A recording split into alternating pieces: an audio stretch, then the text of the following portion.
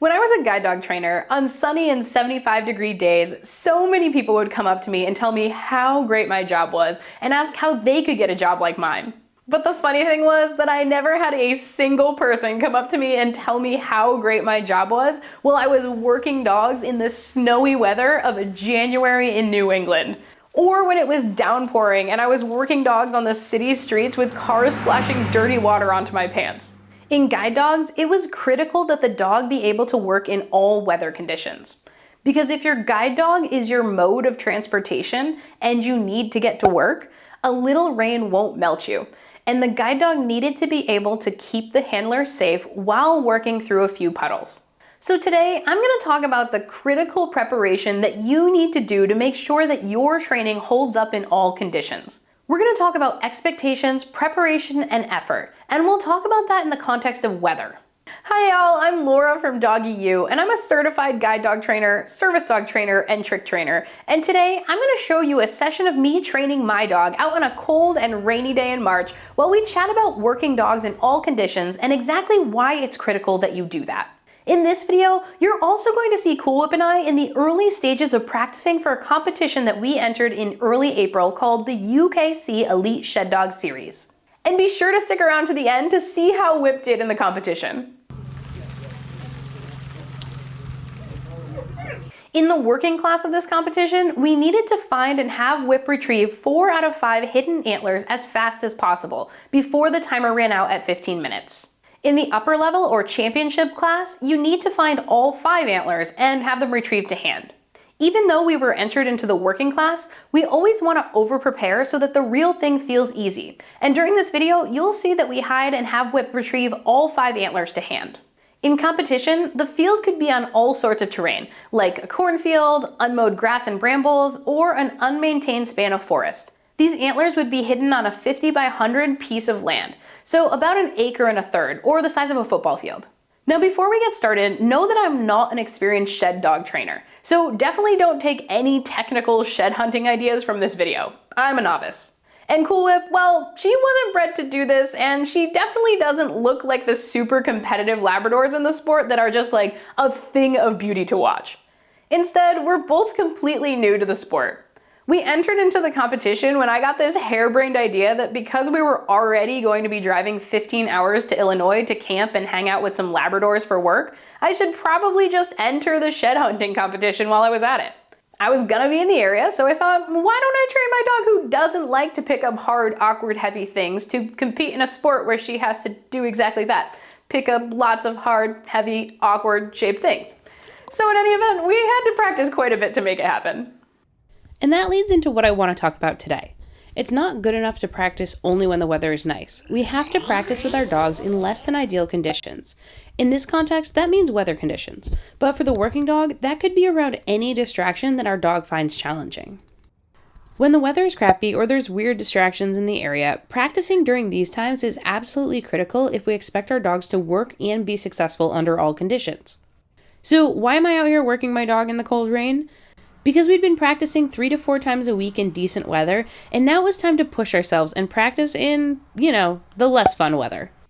One big reason to practice when the weather isn't great is that some dogs are more sensitive to changes in weather, or the different feelings of the substrate on the ground. For example, Whip doesn't love working in the rain or wet grass, so we work on making those conditions really fun for her. We want her to have lots of success and also have the effort worth the reward, or the juice worth the squeeze. Always know if the juice is worth the squeeze. While some dogs find retrieving inherently rewarding, I'm looking at you lab and golden people, Whip very much had to be trained that retrieving was a fun and rewarding behavior. So here she's getting rewarded for her search and retrieves with warmed up meatballs and rotisserie chicken, her absolute favorite. So practicing under different weather conditions also presents different distractions, whether it be the way the odor travels, the loudness of the cars as they splash through the water, or the presence of people in dark coats and big umbrellas when working your dog in the city. The weather can dictate a different set of circumstances for your dog. If you only practice in ideal conditions, your dog will struggle to work under less than ideal conditions. It's critically important that your expectations match the effort you put in to prepare for any given scenario. And hey, if you think Cool Whip is doing a great job working in these less than ideal conditions so far, do me a favor and head on down and boop that like button. Doing so helps keep Cool Whip highly rewarded with her favorite treats and helps me keep these videos coming every week. Okay, let's get back to it. And the more you teach your dog that they're capable of working and achieving success in a variety of conditions, the more they'll generalize that idea that even if they haven't seen that particular scenario, they've been prepared to understand that they can work anywhere.